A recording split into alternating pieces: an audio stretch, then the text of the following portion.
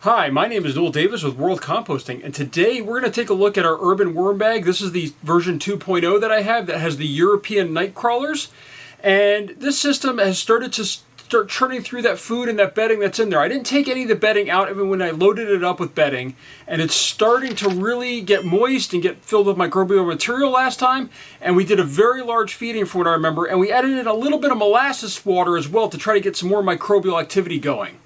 Now, with this, we're going to continue with these large feedings. It's been almost a month. I think it's been 30 days, I think, right now since the last update. So it's been a month.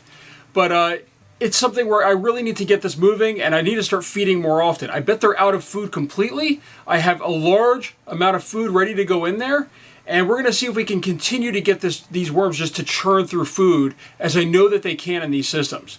I know that in my other urban worm bag, I do put in, a container.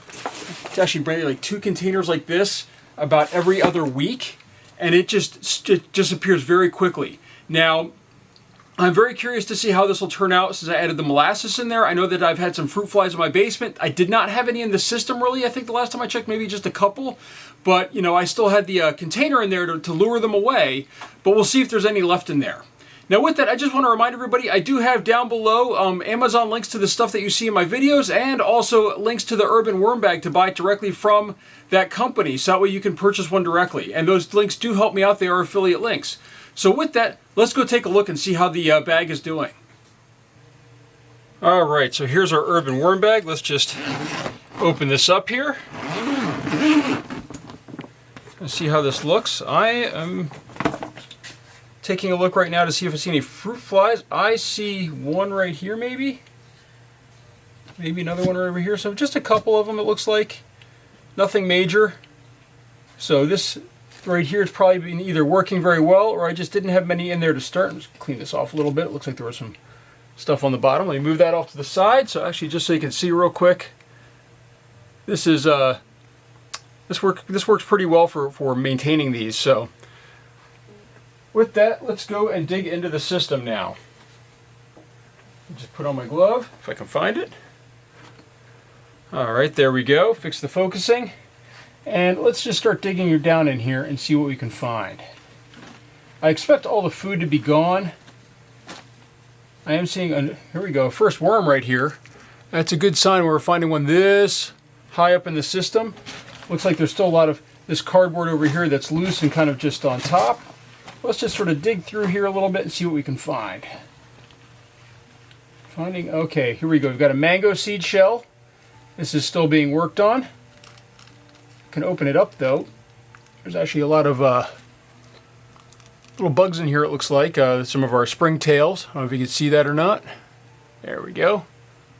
So they're in there right now, working away on that seed. We'll just pop that open. That way the worms can get to it. Avocado shell, pretty normal stuff to find in here. They take a while to break down. As you know, our coconut shell right here. This thing is taking forever, but that's not surprising. This might not even finish breaking down in here. Let's just dig this out a little bit. Some worms in there. Look at that. Those are those European night crawlers that I've been telling you about. They're doing a good job in there, cleaning that out. So there's actually more in there as well. So they're working pretty good in this shell right here. They're liking it. We'll put that off to the side. Dig right here in this corner a little bit. Material a little bit compressed, but it breaks right apart. Look at that, nice flaky material. Lots of worms in here. We're seeing more and more as we go, which is a good sign. As I said, these are the European night crawlers. So just also scraping these sides clean a little bit, which is good too. But they're making short work of food in here. So more, here we go. I mean, like you can just see, they're all through this material here, which is a great sign. It's actually a corn cob right here that they were breaking apart. So they were doing well over there. Let's just check over here in this front section. It looks like this is mainly paper. That's okay. We're gonna get them working through all this stuff eventually.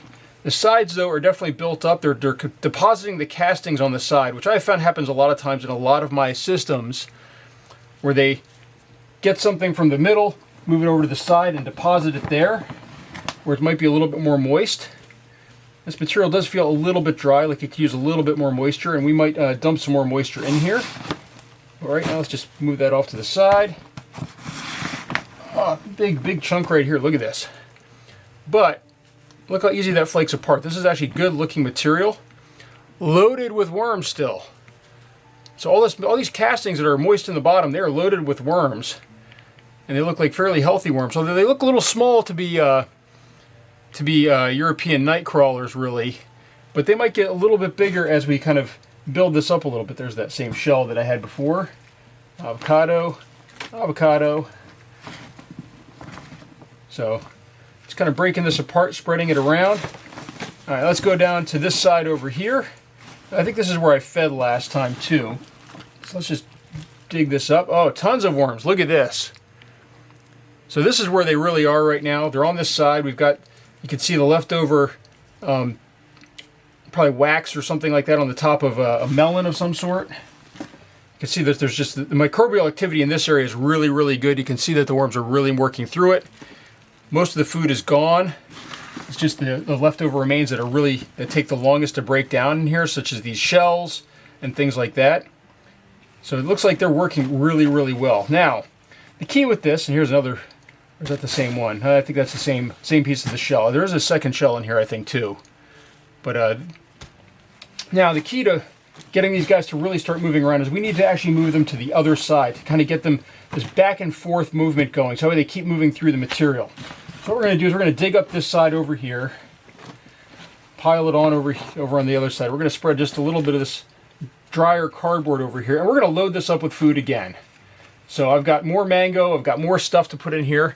The first thing we're going to add, though, is these are artichoke skins. Now, these are left over from when we make artichokes. We have a lot of these. These things do break down in here, I found. They do take a while, though. But yeah, these are artichoke skins. And artichoke, some of the tops of the pieces where the heart was. You know, we tend to eat the majority of what we can. But that's the first piece we're going to put in there. And that's a fairly dry material. There's not a lot of moisture on that. But the next part of this is really, we've got some mango, some orange, banana peels. Let's see what else is in the bottom here. As you can see, there's a lot of water in here. There's almost a block of ice in the bottom, which happens with some of these things when I'm putting it in there. So this is going to go on top. Now you can see banana peels, orange peels, I should say clementines. We got some asparagus in here, lots of melon in here. So this one kind of went bad. The seeds of them, those will take longer to break down, but either way, that's okay. So, but this is going to go in here. This is going to add some moisture. But we're going to add, I think, a little bit more even after this, just to make sure there's some extra moisture in here. But right now we're going to put this on here. And now the next thing we want to do is we're going to add some of our crushed crab and eggshell here. Now I have a video linked up top on how to do this, but you should be really careful. You shouldn't breathe this stuff in. I've been mentioning that recently, but you really shouldn't breathe this stuff in. But I'm going to put quite a bit of that on. And then because we're starting to go through this bedding material a little bit, I am going to add a little bit of fresh bedding material on here. So I always keep some to the side here. And we're just going to put in, as I said, just a little bit, just to kind of cover this up a little bit. Not a whole lot. Let me just move this a little closer, make it a little easier for me. I'm not going to add a ton here, just a little bit. And in these systems, it's really great to just continually add bedding because they do need that bedding material. And as I said, we're not adding a ton, just a little bit to cover it up. And then we're going to cover it up with the material that we had on the other side. And that's going to make sure we've got a nice barrier in there to keep the pests off. Actually, we should probably bury these couple things down here as well.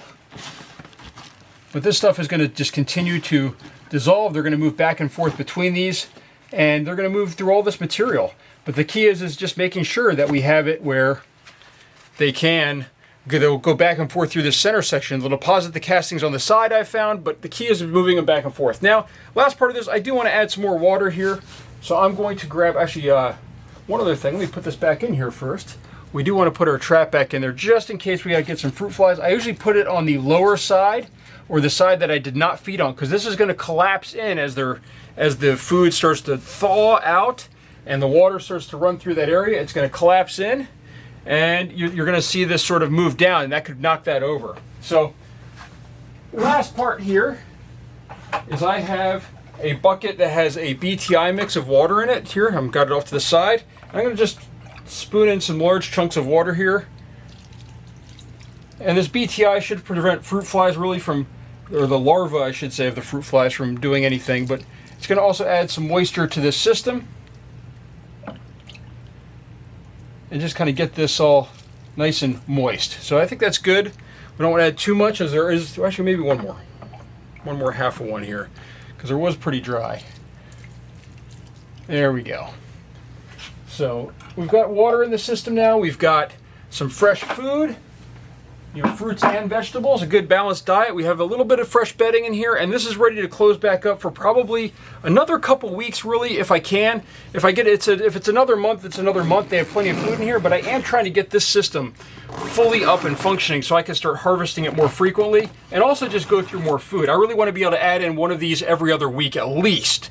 For a large feeding. So that's my update on the urban worm bag. Please remember, I do have links down below for Amazon to purchase some things, and I do have a link down below to buy an urban worm bag from the Urban Worm Company. So please, if you don't mind, use my affiliate links to purchase. It lets them know that I'm actually helping them out, but also helps me out a little bit as well with the affiliate part. So thank you for watching.